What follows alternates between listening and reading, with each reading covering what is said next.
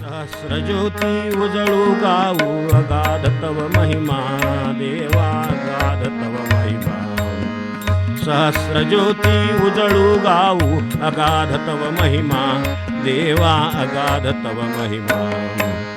ओवाळूया जय नारायण विष्णू परब्रह्मा जय जय विष्णू परब्रह्मा जय जय विष्णू परब्रह्मा.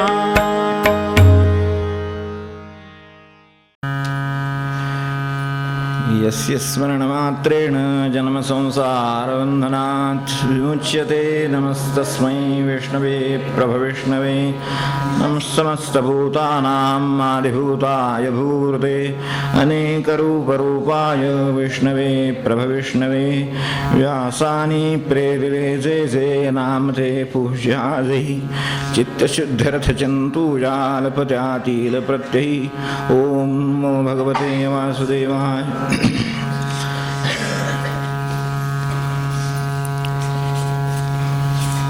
गेल्या वेळेला खऱ्या अर्थाने शिष्टत्व कशात आहे, शिष्टाचार कोणता, तो शुद्धीकडे कसा नेतो आपल्याला, आपल्या जीवनामध्ये शुद्धीला सर्वात जास्त महत्त्व आहे. खरं सांगायचं तर अगदी पाण्यापासून औषधापर्यंत सर्व शुद्धच लागतं ना आपल्याला. मिक्सचर झालं, डुप्लिकेट निघालं की त्रास होतो ना आपल्याला. औषध घेतो गुण येत नाही म्हणतो. त्याचं कारणच आहे की कदाचित ते शुद्ध नाही आहे असं लक्षात ठेवा आपण. तसंच सगळ्या बाबतीत होतं. पाणी शुद्ध नसलं तर चालत नाही, औषध शुद्ध नसलं तर चालत नाही, माणूससुद्धा शुद्ध नसला तर चालत नाही परमेश्वराला. माणसाने एकमेकांना चालतात कारण एकमेक ॲडजस्ट करून घेतात असं. तर आपण शिष्टाचार हा याचा खरा अर्थ पाहिला आणि त्यातून आपण खऱ्या शुद्धीकडे कसे जाऊ शकतो यासाठी आपण प्रयत्न करत काय करता येतील ते गेल्या वेळेला पाहिले. तर त्यात भगवंताचं किंवा या सगळ्यामध्ये व्यासांचं म्हणणं असं की खरा पुरुषार्थ यामध्ये स्त्री पुरुषाचा भेद नाही. हे आपण गेल्या वेळेला परत एकदा पाहिलेलं लक्षात ठेवू की तो भेद नाही. खरा पुरुषार्थ म्हणजे खरं कर्तृत्व म्हणून, म्हणजे ते दोघांनाही करता येतं आणि सर्वसाधारणपणे दोघांनाही ते केल्याचा अभिमानही असतो आणि स्वाभाविक आहे करावं, पण अभिमान फक्त ठेवू नये. तर ते जे आहे त्या कर्तृत्वाचं खरा जर काही आपलं ध्येय असेल तर ते परमात्मस्वरूप होणं, शुद्धता मिळवणं हे आहे. असं लक्षात ठेवलं तर आपल्याला आनंद आपोआप येतो कारण तो शुद्धतेत नांदतो. परमात्मा म्हणजे परमशुद्धी असं कल्पना करू. तर ती आपल्याकडे ते नाम पण येऊन गेले त्यामुळे त्याच्यावर मी परत एकदा विचार करत नाही. आता आज आपल्या डोळ्यासमोर 2-3 नामं आहेत. त्यांचा विचार करण्यापूर्वी आपण छोटासा एक प्रश्न विचारात घेऊ की आपल्याला आपल्या आयुष्यातल्या महत्त्वाच्या गोष्टी कोणत्या वाटतात असं जर समजा विचारलं कोणाला. साधासा प्रश्न आहे. तर महत्त्वाच्या गोष्टी म्हटल्यानंतर बरंच आपलं काय काय समोर उभं राहील. बऱ्याच महत्त्वाच्या गोष्टी आहेत. कोणाला आपलं लग्न कसं झालं महत्त्वाचं वाटतं. जवळजवळ सगळ्यांनाच वाटतं. आता हा विषय वेगळाच आहे म्हणा, पण प्रत्येकाला असं काहीतरी विलक्षण झालं आपल्या लग्नामध्ये असं काहीतरी वाटतं. अर्थात जुन्यांनाही तसंच वाटतं, नवीन लोकांना पण तसंच वाटतं. ते काय काय वाटतं, काय त्यात काही वैशिष्ट्य काय कळत नाही म्हणून असं होतं. खरं आणखीन काय आठवतं तर माझं शिक्षण कसं झालं आठवतं, अमुक कसं झालं, किंवा लोक सत्ता काय आपले घर दार, आपण केलेली प्रगती, बालपण किती कष्टात काढलं. मागे एकदा म्हणलं होतं तसं प्रत्येकाला आपण बालपण किती कष्टात काढलं असं वाटतं. प्रत्येक पिढीला तसं वाटतं. म्हणजे बरं त्या पिढीने काहीच प्रगती केली नाही का मग असं मला वाटतं काही वेळेला. जर आजोबांना त्यांचं बालपण कष्टात काढलं असं वाटत असेल आणि त्यांनी जर काहीतरी कष्ट करून प्रगती केली असेल तर त्यांच्या मुलाचं बालपण सुखात गेलं पाहिजे. तसं नाही होत. मुलगा पण पुढं असं म्हणतो की माझं पण बालपण कष्टात गेलं. आजोबांनी नक्की काय केलं आजोबांनी ते बघा. आता काय म्हणणं नाही. आता मग वडिलांनी काय केलं, वडिलांचा मुलगा पण तेच म्हणतो. म्हणजे आता काय कशाला कष्ट कोण कोण म्हणेल हे सांगता येत नाही. पण सर्वसाधारणपणे अशा गोष्टी आपल्याला अनेक जीवनात दिसतात की प्रत्येकाला असं वाटतं. मग आई वडील असतील, शिक्षण असेल, आपली नोकरी असेल, आपण मिळवलेलं पद असेल, काय जे असेल ते, पैसा असतो, सत्ता असते कसली, किंवा इकडे विद्वत्ता असते, काय अनेक गोष्टींचं माणसाला माझ्या आयुष्यातल्या महत्त्वाच्या गोष्टी कोणत्या असं पाहिलं तर तसं वाटतं. तर ह्या सगळ्यातल्या महत्त्वाच्या गोष्टीतल्या खऱ्या गोष्टीकडे मी सगळ्यात महत्त्वाचं नाही का खरं म्हणजे काय, मी ज्यांनी हे मिळवलं तर तो खरा महत्त्वाचा. म्हणजे आपलं खरं जर काही महत्त्वाचं असेल तर आपण आहोत खरं सांगायचं तर. बाकीचं सगळं मला धरून आहे. मग पैसा तुम्हाला धरून तुम्ही नसला तर ते वारसानं देतात. म्हणजे ते तेवढंच आहे त्याचं महत्त्व. तुम्ही आहात म्हणून, तुम्ही आहात म्हणून सत्ता, तुम्ही आहात म्हणून काय ते सगळं काय जे तुमचं इतिहास आहे सगळा तो, किंवा काय जे मिळकत आहे ती, ते सगळं ते तुम्ही आहात म्हणून. म्हणजे तुम्ही ही सगळ्यात महत्त्वाची गोष्ट. तुम्ही खरं सांगायचं तर म्हणजे आपण ही आपली महत्त्वाची गोष्ट. मग आपण म्हणजे काय असा पुन्हा प्रश्न विचारला तर आपलं काय महत्त्वाचं आहे, तर आपलं काय महत्त्वाचं आहे तर मी हे काय जे दिसतो आहे, म्हणजे आपण जे काय दिसतात मी नाही महत्त्वाचं, पण आपण जे महत्त्वाचे आहात ते सगळे, आपण जे कोणी आहात ते, आपण जे जे आहात ते आपले देह, ते आपले महत्त्वाचे सगळ्यात. मग असं प्रत्येकाला वाटतं हा देह महत्त्वाचा आहे. म्हणून उपनिषदामध्ये आपल्याला गोष्ट माहिती असेल की ते काय काय महत्त्वाचं आहे असं भांडण सुरू झालं या देहामधल्या मंडळींचं. तेव्हा त्यांचे वाद सुरू झाले आणि आपल्याला ते माहिती पुढचं सगळं. मग एकदा आपण उपनिषदाबद्दल बोललो, वाचणारी लोक आहेत. तेव्हा मग कोणाला हात महत्त्वाचा, माझी कर्मशक्ती महत्त्वाची, माझा अमुक महत्त्वाचं, पाय महत्त्वाचं, अमुक महत्त्वाचं, काय जे प्रत्येकाचं असेल तर त्यातल्या एकेकाने जायचं ठरवलं वगैरे आपल्याला माहिती आहे. तर त्यातल्या एकेकाने जायचं ठरवलं, हात निघून गेले तरी चाललंय, पाय निघून गेले तरी चाललंय, डोळे निघून गेले तरी चाललंय. आजच्या पद्धतीने विचार करू तर डोळे निघून गेले तरी तो माणूस आहेच, त्यानंतर कान निघून गेले तरी चालतं. मग काय महत्त्वाचं आहे? मग शेवटी असं म्हणले की प्राण म्हणले की आम्ही निघून जातो आता. तेव्हा मंत्र हात पाय सगळं थरथरायला लागलं की हे नको. म्हणजे शेवटी माणसाच्या जीवनातलं सगळ्यात महत्त्वाचं काय असं जर विचारलं तर मगाची उत्तरं वेगळी होती, नंतर उत्तर मी आलं, नंतर उत्तर आता प्राण आलं. म्हणून प्राण हा असं भगवंताचं स्वरूप सांगितलेलं आहे. जो प्राण हा का तर ते जिवंत ठेवणारं तत्व आहे. ते आहे म्हणून मग मी, मग माझं सगळं जे काय आपल्याला महत्त्वाचं वाटत होतं ते. पण ते महत्त्वाचं वाटत होतं ते त्याचं एवढं महत्त्व वाटतं की मी म्हणजे देह ह्याचंही महत्त्व वाटत नाही, मी म्हणजे तो त्याच्या पलीकडे आहे याचंही महत्त्व वाटत नाही. देहाकडे लक्ष असतं पण ते फक्त सुखात ठेवण्यापुरतं असतं, यापेक्षा नसतं. पण आपण जर पाहिलं तर इथे जो प्राण शब्द वापरलेला आहे तो जर नसेल तर ह्यातलं काहीच महत्त्वाचं नाही. मग काय महत्त्वाचं आहे मला सांग? काहीच महत्त्वाचं नाही ह्यातलं. ते जर एक गेलं तर. म्हणून प्राण हा आपल्या जीवनातला भगवंत, आपल्या जीवनामध्ये आपल्याजवळ जाणवणारा भगवंत काय असेल तर प्राण आहे. म्हणून प्राण हे त्याचं स्वरूप. तेव्हा आजचं त्याचं महत्त्वाचं नाम आपण ते ठेवलेलं आहे समोर. आता प्राण फक्त आपल्यालाच आहे का? नाही. तर बाहेर आपण दारात काही कोणी कुत्री पाळलेली असतात, कोणाच्या घरात मांजरं पाळलेली असतात, अमुक असतात, त्यांच्याही ठिकाणी प्राण आहे. तिथे जेवढं माझ्या प्राणाला महत्त्व आहे तेवढं त्यांच्या पण प्राणालाच महत्त्व आहे. शेवटी त्याच्या ओरडण्याला नसेल, त्याच्या त्या रक्षण करण्याला नसेल, त्याच्या पळण्याला नसेल, उड्या मारण्याला नसेल, कशालाही महत्त्व नसेल, पण प्राणाला आहे. यातलं काही नाही जमलं तरी ते जिवंत आहे हे महत्त्वाचं आहे शेवटी. त्यामुळे जिवंतपणा जे देतं ते जे तत्व आहे की जे सगळीकडे वावरतं त्याला खरं अल्टिमेट रिॲलिटी खरी ती सर्वात महत्त्वाची गोष्ट ती खरं म्हणजे काय व्हायटल फोर्स काय असेल आपल्यामध्ये तो सगळ्यात महत्त्वाचा नाही का? मग आपलं लक्ष ह्या सगळ्याकडे असण्यापेक्षा त्याच्याकडे असणं जास्त महत्त्वाचं आहे. पण माझं लक्ष एक तर देहाकडे तरी आहे, नाहीतर काय ज्या गोष्टी महत्त्वाच्या वाटतात त्यांच्याकडे तरी आहे. तर हे काय आहे हे आपल्याला कळावं म्हणून हे सगळं सांगितलेलं आहे त्यांनी. म्हणून प्राण हा असं स्वरूप म्हटले. आता जे पशु आहेत, पक्षी आहेत, जलचर आहेत, भूचर आहेत, काय माशाला प्राण नाही का? हो की नाही? काय जमिनीवरून चालणारा दुसरा सरपटणारा प्राणी आहे. आपण पाहतो मुंगी केवढी आहे. जर डोळ्याला आपल्याला जर काही समजा त्रास असेल किंवा दृष्टी कमी आली तर पायाखाली आलेली मुंगी दिसणार सुद्धा नाही.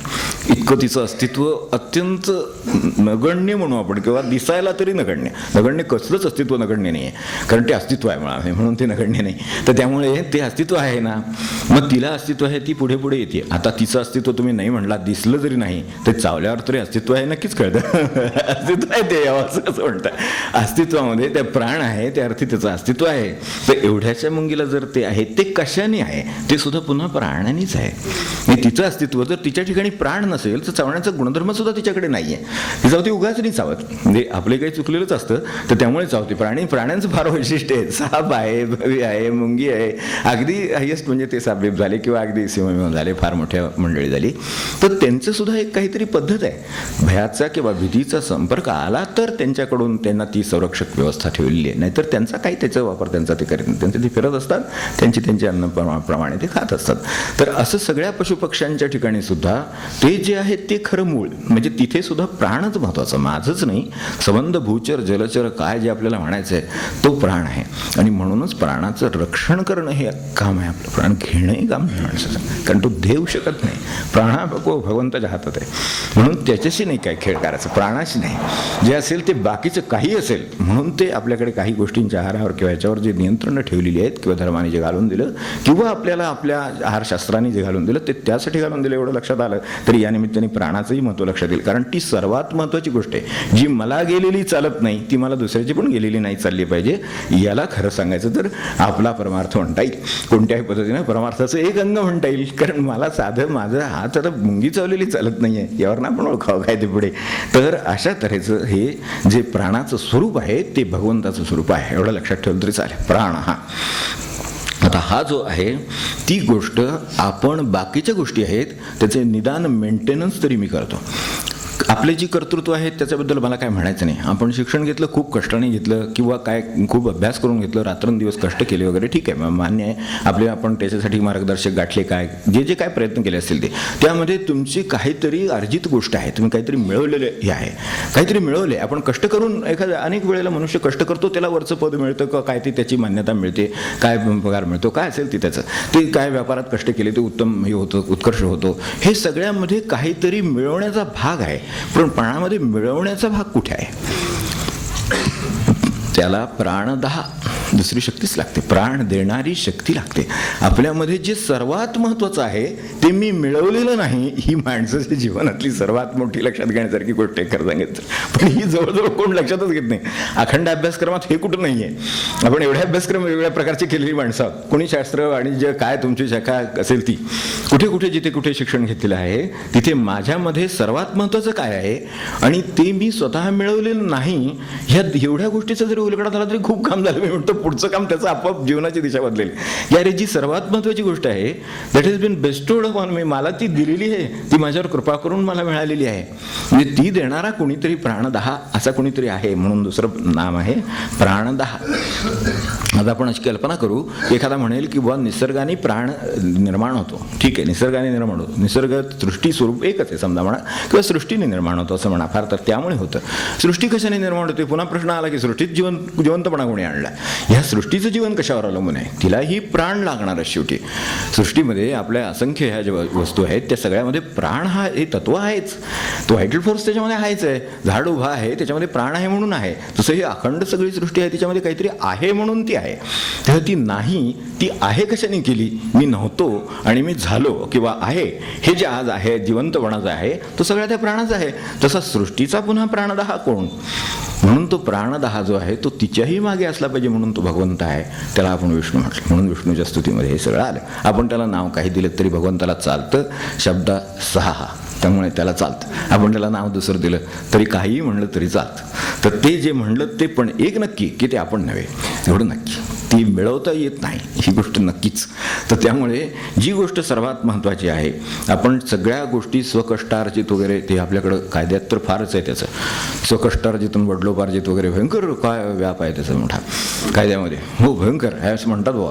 म्हणजे ते काय तसं हे करता येत नाही, इकडचं तिकडे देता येत नाही. ते वडलोपार्जित असलं तर ते आता जिकडच्या कायद्याप्रमाणे इकडचं तिकडची सगळ्या मंडळींना भाग घ्यावा लागतो त्याच्यात. नाही घेतला तर उडून आणतात भाग घ्यायला, असं आहे. परत मनात नसलं तरी घालून देतात त्यांच्या, असं आहे. तर ते सगळं करावं लागतं कारण ते वडलोपार्जित आहे. तसं ह्यातलं काही वडलोपार्जित नाही, स्वकष्टार्जित नाही. प्राणशक्ती जी प्रवेश करते ती त्यांच्या पण हातातली नाही आहे, ती त्याच्याही पलीकडून येणारी आहे. जी सृष्टीच्या पलीकडून येते तिला जर ती जीवन देत असेल तर ती किती पलीकडे असेल एवढीची कल्पना केली तरी चालेल. आता ह्या प्राणांचं म्हणजे एक सर्वात महत्त्वाचं आहे की माझ्यामधलं सर्वात महत्त्वाचं तत्व प्राण, ते मला दुसऱ्याने दिलं. मी जे काय मिळवलं ते त्याच्यामुळे मिळवलं, पण ते जे मला मिळालं ते कुणीतरी दिलेलं आहे याची जाणीव आपण लक्षात ठेवली तर आता नुसतं ते दिलं नाही, एक क्षणभर प्राण आला. काही काही वेळेला असं होतं अकाल मृत्यू होतात. काही वेळेला मुलं जन्माला आली, प्राण दिला भगवंताने, पण काही तास काही दिवस काही असे नाही का होत काही वेळेला. मग त्यावेळेला ते त्याचं पोषण पुढचं थांबतं. ते होऊ शकत नाही, काय कारण आपल्याला माहीत नाही, त्या प्रसंगाचं कारण असेल काही, पण त्या क्षणी ते पोषण होत नाही त्या प्राणाचं, म्हणून तो टिकू शकत नाही, म्हणजे तो जातो निघून. तेव्हा तो प्राण दिला. प्राण हा महत्त्वाचा आहे हे बरोबर आहे, त्यामुळे ते जिवंत आहे ही गोष्ट खरी. पण त्या प्राणाचा पुढे प्राणभृत म्हणजे प्राणाचं पोषण सुद्धा करावं लागतं. नुसता देऊन चालत नाही. आतमध्ये प्राण आहे मान्य आहे, नाक बंद करून बसावं म्हणजे प्राण कुठे ते लगेच कळतं की नाही, तोंड बंद ठेवायचा मात्र तर तोंड नका करू नका तसलं काय, पण सांगितलं की आपण म्हणतो ना म्हणून नाही लागलं की तोंड उघडतं, ते त्यामुळंच. ते कशामुळे उघडतं तर त्याच्याशिवाय चालत नाही, त्याचं पोषण व्हावं लागतं. त्याचं पोषण व्हायला माणसाने जर नाक बंद करून बसला तर तोंड उघडून का होईना पण तो श्वास आत घेतो. तो आला कुठून? तो बाहेरून आलेला आहे. तो बाहेरून आलेला श्वास आहे, कुठेतरी वायू वावरतो आहे म्हणून तो मी आत घेऊ शकतो. ठीक आहे, नाक बंद केलं तर तोंडाने घेईन, तोंड बंद केलं तर नेहमी नाकाने घेतो. हे सगळं जे आहे तो प्राण पोषण कुठून होतं? ते बाहेरून होतं आहे. तर म्हणजे माझी जाणीव ठेवताना पहिल्यांदा आधी माझ्यात महत्त्वाचं काय, ते देणारा कोण, ते मी मिळवत नाही, ते कोणीतरी देतो आणि त्याचं नुसतंच देत नाही, त्याचं पोषण करतो. एक क्षणभर तुम्हाला राजा केलं, दुसऱ्या दिवशी काही नाही काढून टाकलं तर काय होईल? एक दिवस राजाचं काय होईल मला सांगायचं. असं होतं ना राजांचं काही वेळेला, म्हणजे अलीकडच्या काळातल्या असं होतं.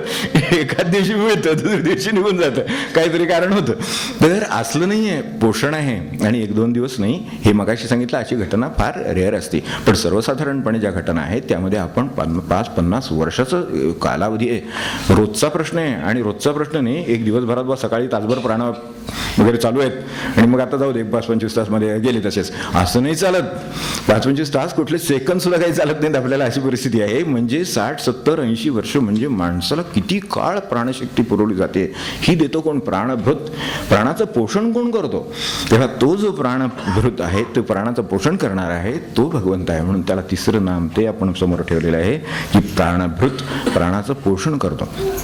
प्राणाचं पोषण आपल्याला असं वाटतं की माझ्या नाकामुळे मी श्वास घेतो, माझ्या तोंडामुळे मी श्वास घेतो आणि काही ते व्हेंटिलेटर लावून देता येईल, काय द्यायची ती आपली सिस्टीम असेल ती असेल. पण शेवटी वायू बाहेर आहे तोपर्यंत सगळं, हो की नाही. वायू हा जो आहे म्हणून त्याला त्याच्याबरोबर दुसरं म्हणताना वायू वाहन हा असं म्हणलेलं आहे.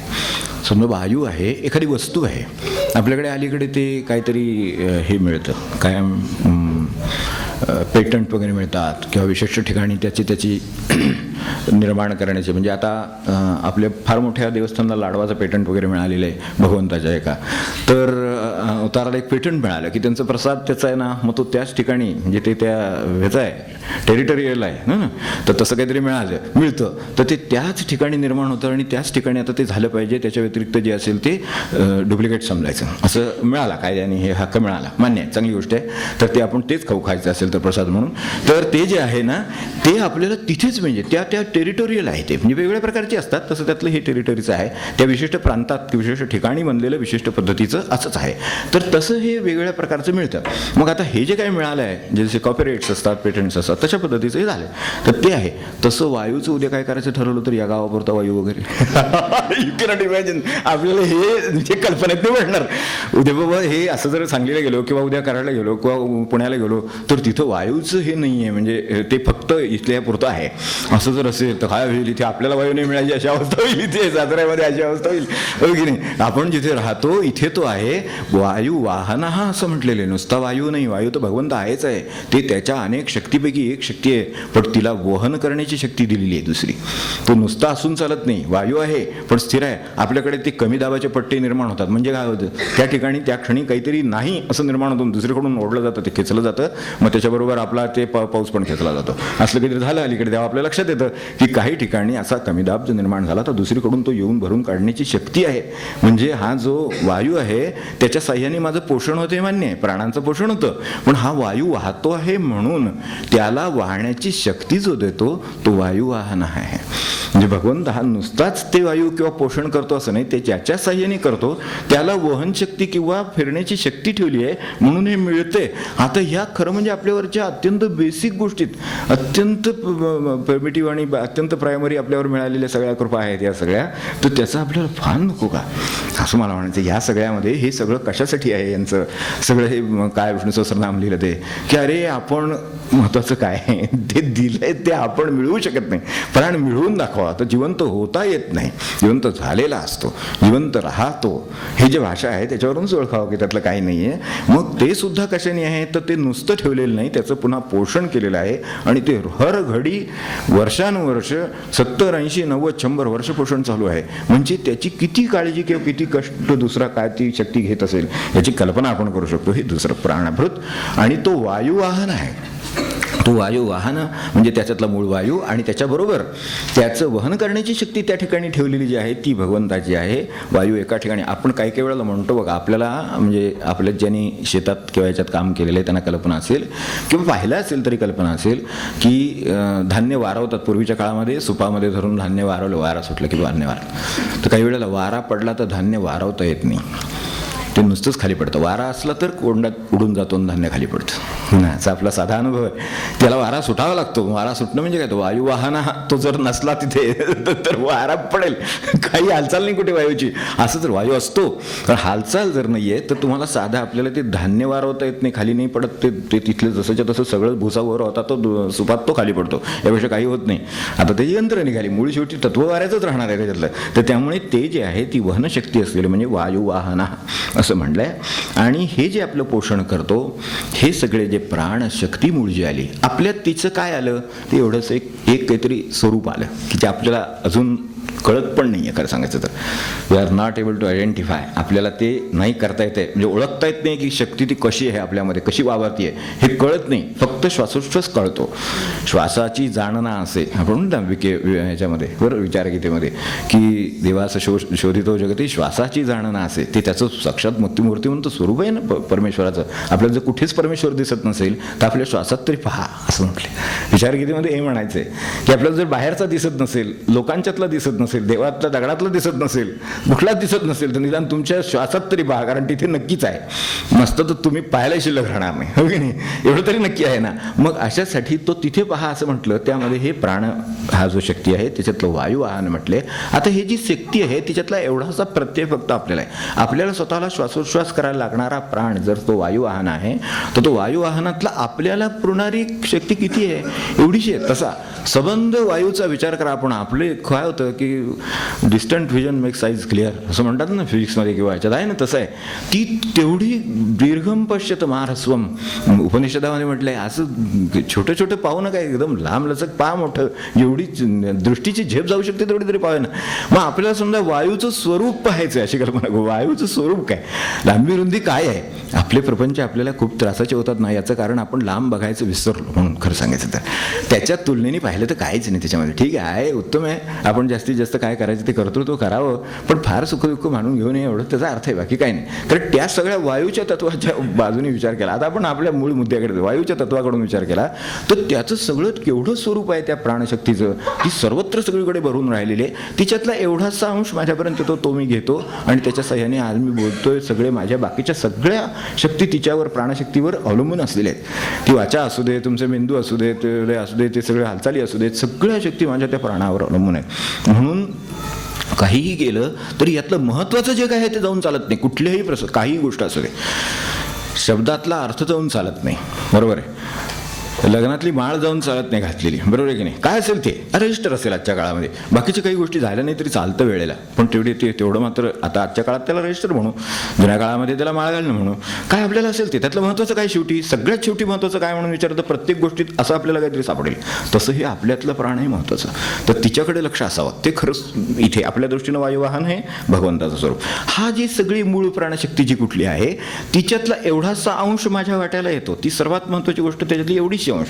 आता हा जो अंश माझ्या वाट्याला आला, या सगळ्या मूळ प्राणशक्तीचं स्वरूप काय असेल आणि ती कुठे असेल असा कुठे विचार केला हा प्रश्न आहे. तो ह्या विष्णू सहस्त्र नामाच्या रूपाने आपल्यासमोर उभा राहावा की ही मूळ वायुशक्ती केवढी आहे. म्हणजे एक वायूच त्यातला घेतला फक्त आपण. ही तर पंचमहाभूतातली एक गोष्ट आहे.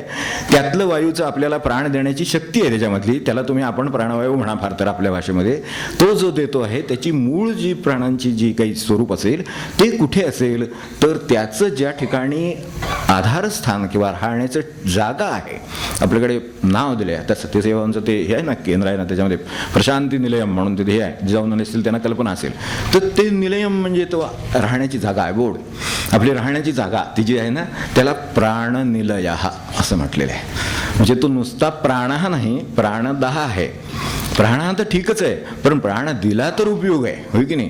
ते देशासाठी प्राण देतात, प्राण तर सगळ्यांच्याकडेच असतात, पण देशासाठी प्राण देणारे वेगळे, म्हणजे ती फार मोठी कृपा आहे किंवा फार मोठी देणगी आहे. ती नाही कोणी करायला तयार असतं. तिथे फार थोडे लोक आहेत, हुतात्म्यांच्या यादीमध्ये फार मोजकी नाव आहेत, होय की नाही. जगामध्ये किती लोक असतील, म्हणजे त्या देशामध्ये किती लोक असतील, पण त्याच्या स्वातंत्र्यासाठी करणारे ते किती असतील. मग असे जे असतात ते प्राणदाहाचं स्वरूप आपल्याला कळावं, म्हणजे त्याचं महत्त्व कळावं. त्यानंतर हे आपल्याला कळलं तसं हे प्राणभृत ह्या नुसतं करत नाहीये, त्याचं पोषण करतो हे कळावं. त्या पोषणानंतर ते जे मूळ प्राण स्वरूप आहे ते कशात राहतं ते कळावं. त्याला प्राणनिलय असं भगवंताचं म्हणलेलं आहे. प्राण ज्या ठिकाणी राहतात, मूळ प्राणशक्ती ज्या ठिकाणी राहते ते त्याचं प्राणनिलय. निलय म्हणजे राहण्याचं किंवा ह्याचं निवासाचं ठिकाण, ते प्राणनिलय आहे भगवंत. प्राण निलय आहेच, पण त्याच्याबरोबर आपल्या दृष्टीनं दोन महत्त्वाची नामं आजच्या आपल्या मर्यादेमध्ये आपण बघूया अजून, की एक म्हणजे नुसतं हे नाही, आपल्यामध्ये सुद्धा काय होतं माहिती का, जशी आपली आपली प्रत्येकाची जीवनामध्ये घटना घडतात तसं आपल्याला काही वेळेला वाटतं खूप नैराश्य येतं माणसाला, बरोबर. अगदी म्हणजे काहीतरी प्रसंग घडतात, कशाने तरी होतं, नैराश्य येतं, काही काही वेळेला अकारण भीती वाटते, बरोबर, अपयश येतं, अशा अनेक गोष्टी येतात. आपल्या अनपेक्षितपणे काहीतरी गोष्टी नकारात्मक घडतात, प्रतिकूलताना वाटायला जावं लागतं. जीवनात अस्थैर्य किंवा अनिश्चितता काहींच्या जीवनामध्ये येते, नोकऱ्या सुटतात, दुसऱ्या मिळत नाही, असे कोणत्याही कारणाने माणसाचं काय होतं, कितीतरीची अनिश्चितता माणसाच्या जीवनामध्ये असते. माणसाने लग्न केलं तरी उद्या त्याचं काय होईल अशी चिंता त्याच्यामध्ये मनामध्ये असतेच. काही असू दे, हे पुन्हा काय होईल, म्हणजे ते करणाऱ्याला नव्हे, बाकीच्यांना पण सगळ्यांनाच असते. तर तसं आहे, याचं पुढे काय, ह्याचा प्रश्न आहेच, कारण त्याची खात्री माणसाजवळ नाही आहे. तेव्हा असे प्रसंग माणसाच्या जीवनात येणार, यात काही विशेष नाही बरं का, म्हणजे हे काही विशेष नाही आहे.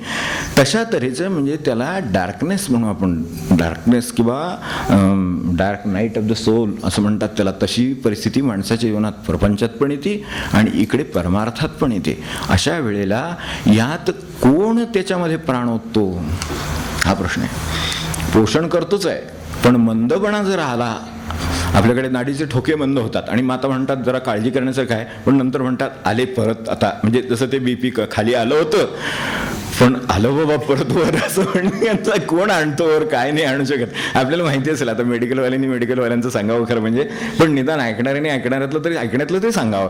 तर तसं आहे. तर ती जर खाली गेली, वर गेली तर एक वेळ गोळी देऊन खाली आणता येतं म्हणतात, पण खाली गेलेलं वर नाही आणता येतं म्हणतात.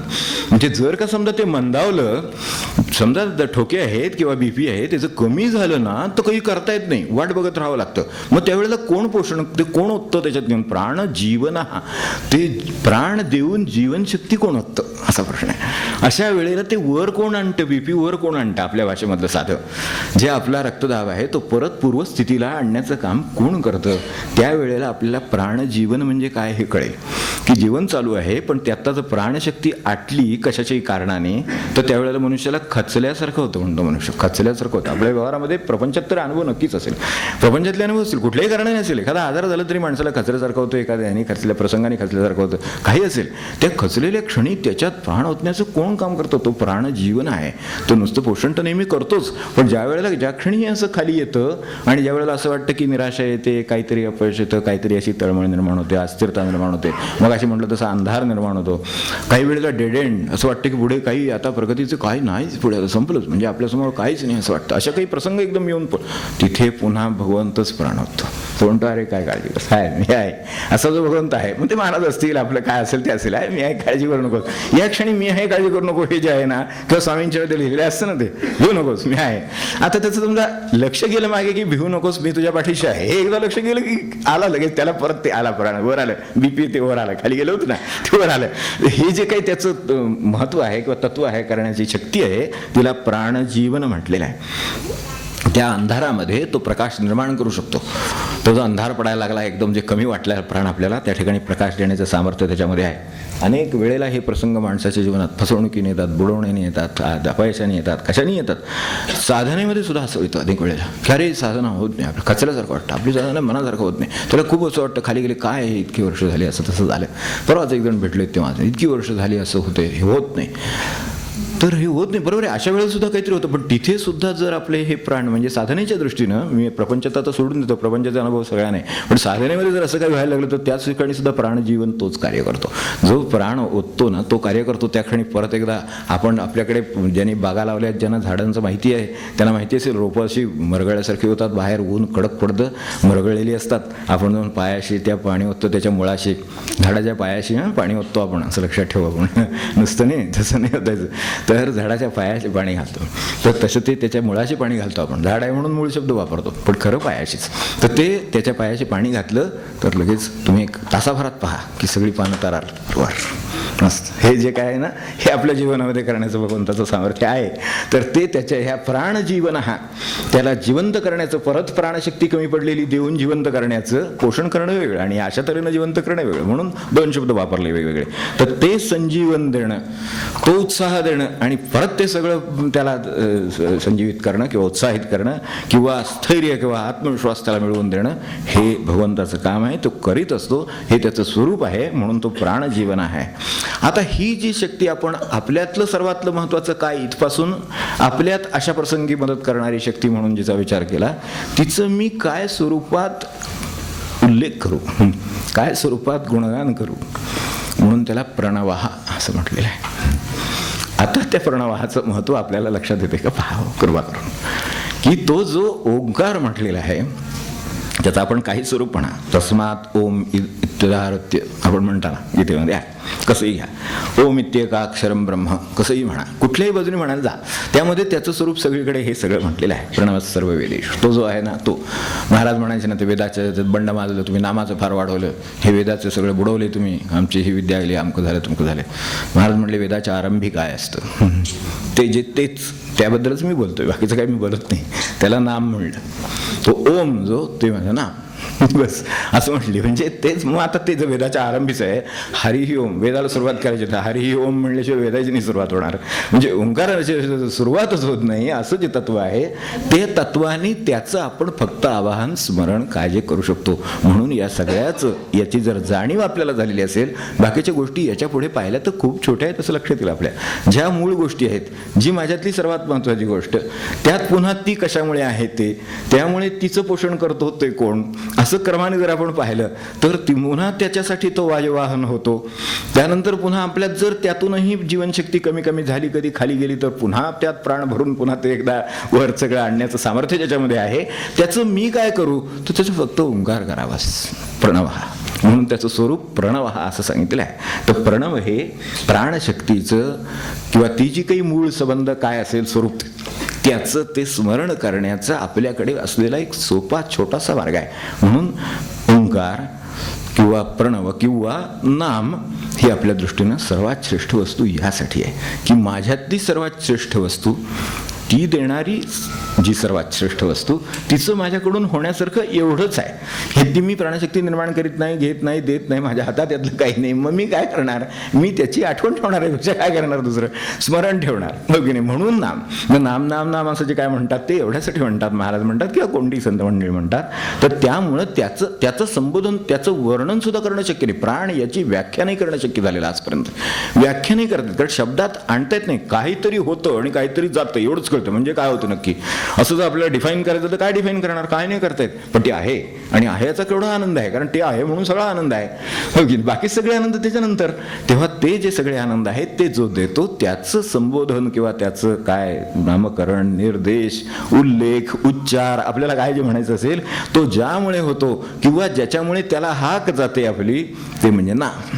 तर आपण हाक म्हणून नामाकडे पाहावं, उच्चार म्हणून नामाकडे पाहावं, संबोधन म्हणून नामाकडे पाहावं, त्याचा निर्देश म्हणून नामाकडे पाहावं. इतक्या बाजूने नामाकडे पाहिलं तर काय त्याचं नाम ते जिवंतच होईल. नाम जे आपल्याला वाटत नाही ते नक्की होईल. आणि त्या दृष्टीनं आपली हाक, जाग, संवाद आपल्यामध्ये टिकावा, राहावा, यासाठी तेच आपल्याला उपयोगी पडेल. म्हणून या प्रणवाचं वर्णन करताना ज्ञानेश्वर महाराजांनी एक चांगलं हे वापरलं आहे, प्रतीक. त्यांचं नेहमी दृष्टांत असतात, तर ते एक सुंदर दृष्टांत त्यांचा आहे, आपल्या समोर असावा. तर 17व्या अध्यायामध्ये आपल्याला मिळेल, अंधारी अभंगू दिवा. फार सुंदर त्यांनी सांगितलेलं आहे. अंधाऱ्याहून आडवी समर्थ वळावा, तैसा प्रणवो जाणावा कर्मारंभी. तो आता आरंभाच्या संबंधी व्याख्यान सुरू आहे म्हणून आरंभासंबंधी म्हटलं. आपण तर आरंभामध्ये करतो, पण आयुष्यभर करावा. आरंभ कशाला, कुठे आपले अखंड कर्म चालू आहेत. झोपला तरी स्वप्न पडतात, कर्म चालूच आहेत. त्यामुळे काय त्याची अडचण नाही, 24 तास चाललेलंच काम आहे. मग आपण अखंड ते करावं, म्हणजे अखंड नाम घ्यावं आपल्या भाषेमध्ये. तर अखंड नाम घ्यावं. तर त्यांचं दृष्टांत काय आहे की न विझणारा आणि शेवटपर्यंत सोबत करणारा ते नाम, म्हणजे जे एवढं समर्थ आहे की ते कधीही विझत नाही आणि ते शेवटपर्यंत सोबत करू शकतं, तर ते आपलं टिकून असावं. जे समर्थ आहे तेवढं ते विझत नाही आणि शेवटपर्यंत सोबत करू शकतं, असं नामाचं महात्म्य या अर्थाने आहे. तेच याच्यामध्ये प्रणवाहा म्हणून आहे. तर ओंकाराची उपासना करा, नामाची करा, आपल्याला जे वाटत असेल त्याची करा. आता साधकांसाठी थोडक्यात सारांश फक्त सांगतो. एक, आपण ज्याच्या साह्याने व्यवहार करतो त्याची जाणीव, म्हणजे पहिल्यांदा देहाची.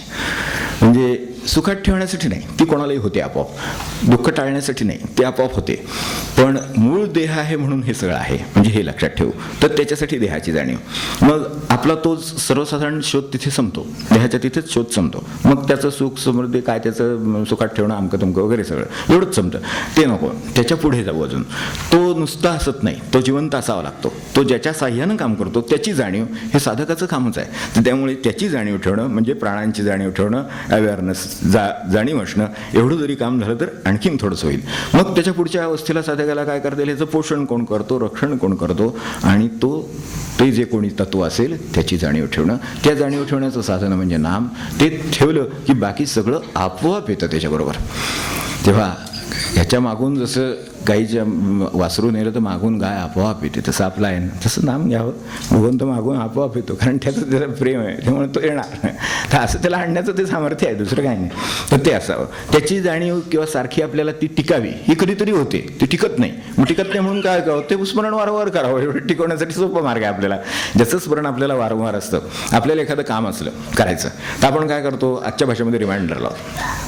काय आपण अलार्म लावत असेल, काहीतरी असेल पद्धत आपलं एक महत्त्वाचं काम आहे. आता ज्याच्याकडे ही सोय नाही, तो काय करतो, तो दुसऱ्याला सांगतो, मला जरा आठवण कर. म्हणजे आठवणच महत्त्वाची शेवटी. ती जर समजा 3-4 वेळा केली, म्हणजे सकाळी अनेक वेळेला असं होतं ना की बाबा तेवढं आहे ना लक्षात, संध्याकाळी अमुक आणायचे वगैरे संपलंय काय ते. मग ते सकाळी सांगतात एकदा, परत एकदा आंघोळ झाल्यावर एकदा सांगतात, परत एकदा पूजा काय ते सगळं आवरलं म्हणजे ते आपलं संध्याकाळचं तर व्हायला लक्षात आहे. जीवन बाहेर पडताना सुद्धा परत एकदा आठवण करतात, लक्षात आहे ना, हो आहे, आता काय सांगू नको बस. म्हणजे आता त्याचं स्मरण पक्क राहणार, असं होईपर्यंत घेण्याची गरज आहे. तोपर्यंत आठवण करीत राहण्याची गरजच आहे. त्याला सुद्धा परत गेल्यावर तिथे परत एकदा आठवावं लागतं. आपल्याला जाताना काय सांगितलं, निघताना तरी आठवतं, तर तेवढं तरी व्हावं. एवढं तरी निघताना आठवावं, तर निघताना तिथपर्यंत आठवावं. तर ह्याला उपासना म्हणायचं. तेव्हा त्याची आपल्या साध्या भाषेमध्ये 5वं काय तत्व राहील, 4थं तर त्याची जाणीव, स्मरण आणि त्यासाठी नाम, ही साधकाची उपासना त्यासाठी चाललेली आहे. मूळ प्राणशक्तीचं जाणीव व्हावी. आता 5वं आपल्याला काय तत्व राहील याच्यातलं घेण्यासारखं, एक शेवटचं फक्त राहिलं की ओंकार ही त्याच्यासाठी दिलेला निर्देश, हाक आणि संवाद ठेवण्यासाठी दिलेलं साधन आहे, असं बघून नामाकडे पाहावं. म्हणजे काहीतरी आपण निरर्थक वस्तू करतोय असं समजायचं काहीच कारण नाही. तो निर्देश आहे त्याचा. मला निर्देश करायचं दुसरं मार्ग सांगा, मग आपण दुसरा निर्देश करू. दुसरा निर्देश करण्याचा मार्ग नाही म्हणून मी नाम घेतो असं म्हणायला हरकत नाही. 6वं, तसं जसं हे सगळं आहे तसं नाम ही हाक आहे, तळमळ त्याच्यातली आहे, त्यात जाणीव आहे, आणि ती आपल्यामध्ये अशा कुठल्याही प्रसंगामध्ये तो भगवंत म्हणजे जाणीवेच्या किंवा नामाच्या रूपाने जागृत राहिला तर खाली जायला होणार नाही. वन नीड नॉट सिंक, आपण म्हणतो ना, सिंक झाल्यासारखं वाटतं. काही वेळा असे प्रसंग येतात, एवढी परिस्थिती विरोधात जाते, काय जे असतं ते विरोधात जातं. अशा वेळेला सिंक झाल्यासारखं वाटतं माणसाला, खचल्यासारखं वाटतं.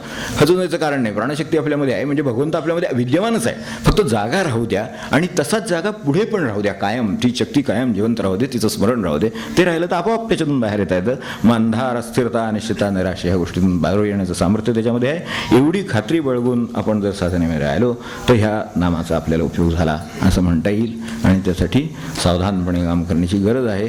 कधीतरी करायचं काम नाही, तेवढा अभंग बघूया. 323 191. नरतनु गेल्यावर ते मनुजा, नरतनु गेल्यावर ते मनुजा, करशील मग काही मनुजा, करशील मग काही मनुजा, हरीचे गुण गाई, हरीचे गुण गाई. मनुजा नरतनु गेल्या वरुते मनुजा, नरतनु गेल्या वरुते मनुजा. करशील मग काही मनुजा, करशील मग काही मनुजा. हरीचे गुण गाई, हरीचे गुण गाई. मनुजा हस्तपाद कर्णादिकैन्द्रिय सावध जवकाई. हस्तपाद कर्णादिकैन्द्रिय सावध जवकाई. तव वरी भगवत प्रसाद सत्वरी, तव वरी भगवत प्रसाद सत्वरी. संपादुन घेई मनुजा, संपादुन घेई मनुजा. हरीचे गुण गाई, हरीचे गुण गाई. मनुजा वाणीचा व्यापार निरंतर सारा हा विषयी. वाणीचा व्यापार निरंतर सारा हा विषयी. मन चंचल चक्रा परी फिरते, मन चंचल चक्रा परी फिरते. विषयांचे ठाई मनुजा, विषयांचे ठाई मनुजा. हरीचे गुण गाई मनुजा.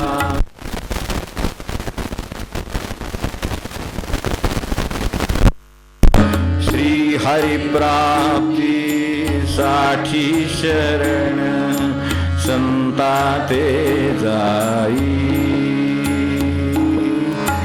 श्री हरि प्राप्ती साठी शरण संता ते जाई. निरंजन पद अविनाशी मग, निरंजन पद अविनाशी मग. पावसिलवलाई मनुजा, पावसिलवलाई मनुजा. हरीचे गुण गाई मनुजा, हरीचे गुण गाई मनुजा. नरतनु गेल्या वरुते मनुजा, नरतनु गेल्या वरुते मनुजा. करशील मग काही मनुजा, करशील मग काही मनुजा. हरीचे गुण गाई मनुजा, हरीचे गुण गाई मनुजा. हरीचे गुण गाई. जानकी जीवन स्मरण जय जय राम.